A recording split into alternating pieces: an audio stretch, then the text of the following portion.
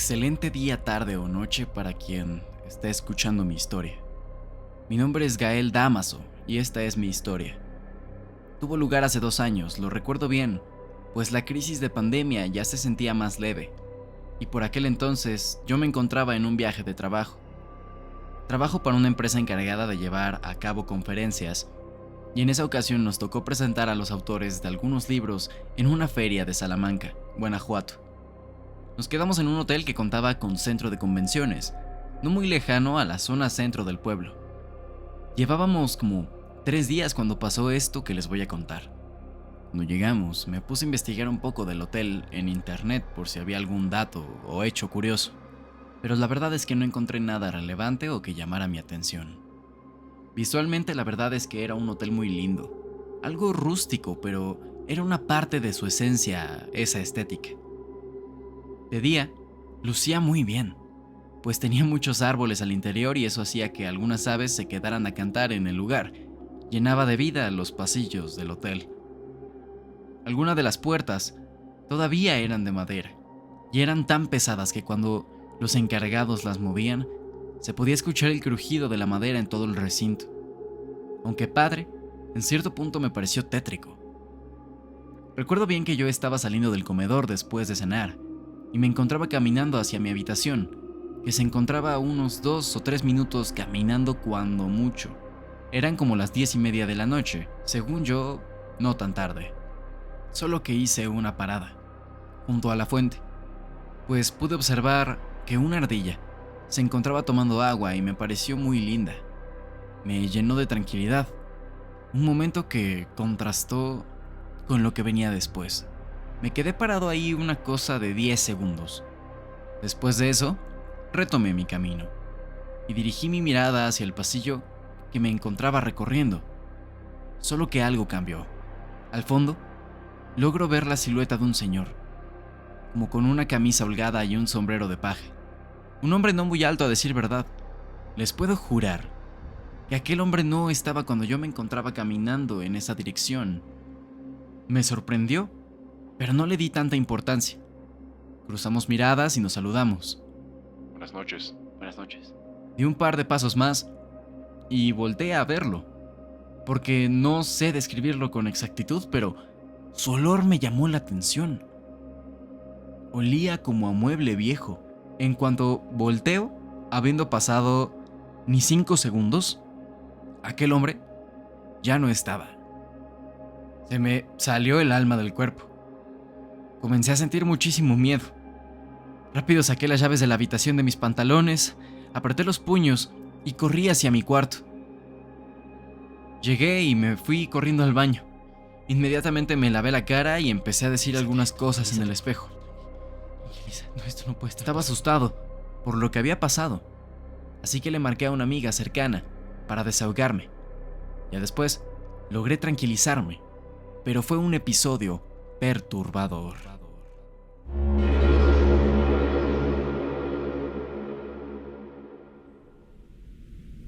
Apaga las luces, sube el volumen, ya estás en Espectro Podcast. Soy Oscar Morales y te doy la bienvenida como en cada capítulo semanalmente. Espero que te haya gustado esta nueva manera de empezar los capítulos, ya veré si la conservo o no después. Pero mientras, te quiero invitar a escuchar las siguientes historias que tengo preparadas para ti y disponibles en el capítulo del día de hoy. No te olvides de dejar tu me gusta o un comentario si el contenido es de tu agrado. Igualmente, si quieres compartir tu historia, recuerda que lo puedes hacer a través de mis redes sociales. Dicho esto, te pido me acompañes a escuchar el siguiente relato. Y lleva por título Los cimientos del internado. En lo más profundo de la sierra de Durango, oculto entre los caminos de terracería y un espeso bosque que parece tragarse el tiempo, hubo una vez un internado agrícola. Oficialmente, su misión era formar a jóvenes campesinos, enseñarles técnicas de cultivo, autocuidado, trabajo colectivo, algo noble en apariencia. Funcionó entre 1966 y 1981, pero lo que realmente ocurrió entre esos muros quedó sepultado. Al menos hasta que la tierra decidió hablar. Años después de su cierre, sobre sus ruinas, se levantó un albergue de paso para jornaleros migrantes. Nada lujoso, techos de lámina, paredes de bloc, camas de metal. En apariencia, otro refugio más en el camino de los que nada tienen. Sin embargo, durante una temporada de lluvia particularmente intensa, parte del ala norte empezó a hundirse. El suelo se resplandecía y algo debajo parecía ceder. Entonces, se contrató a un grupo de trabajadores para reforzar los cimientos. Una cuadrilla sencilla. Palos, picos, carretillas, lo de siempre.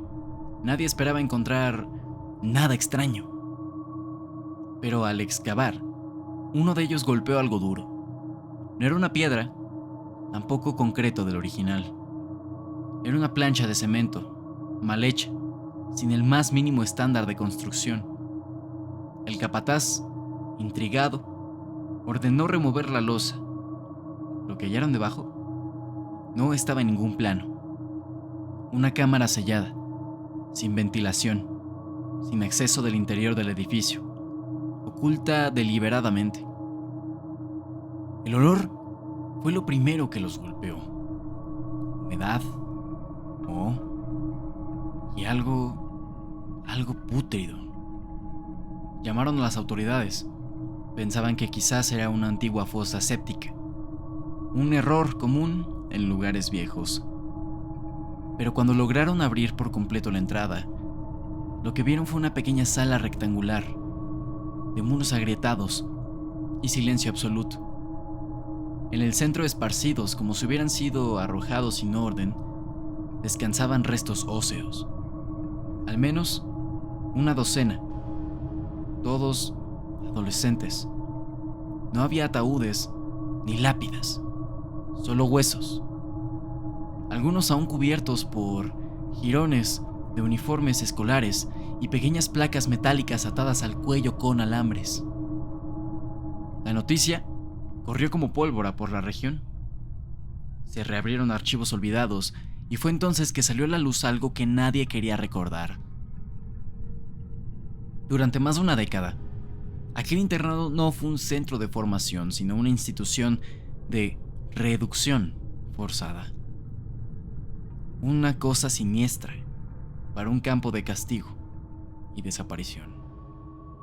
Allí eran enviados jóvenes indígenas considerados rebeldes, algunos por negarse a aprender el español, otros simplemente por no adaptarse al molde que el Estado quería imponer.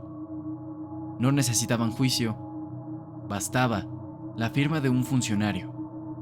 Muchos fueron entregados por sus familias, con la promesa de una mejor vida, de educación gratuita.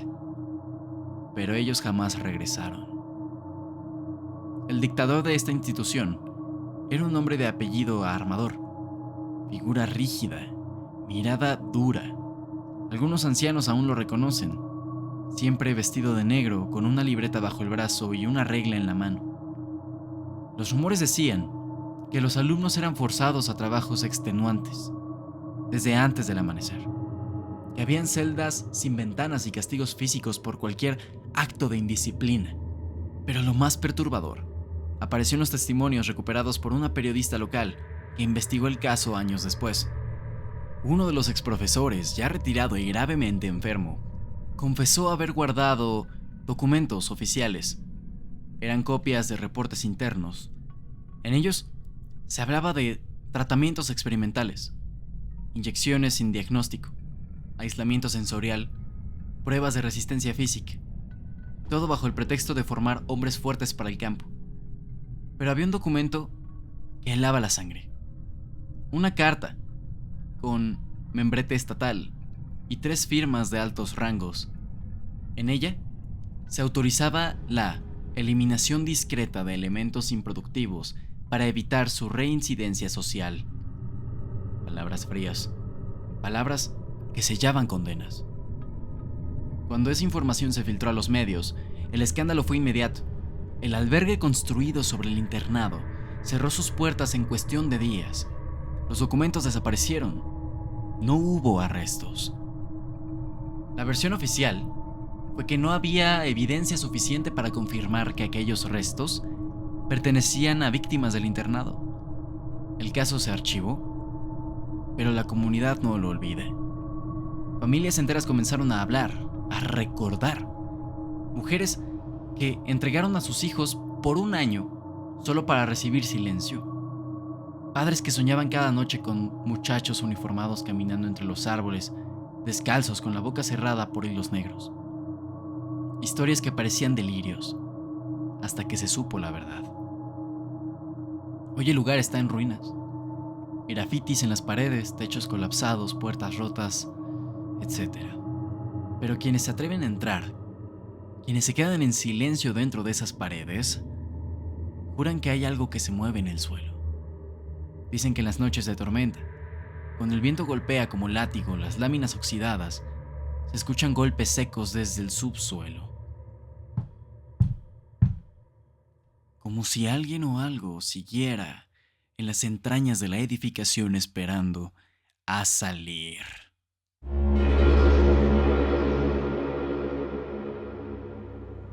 Es de los primeros relatos, si no es que el primero, que comparto relacionado con este tipo de cosas. Díganme si es de su agrado, si no, para no continuar con ellos, pero por el momento te pido, además de que reflexiones, que me acompañes a escuchar esta última historia.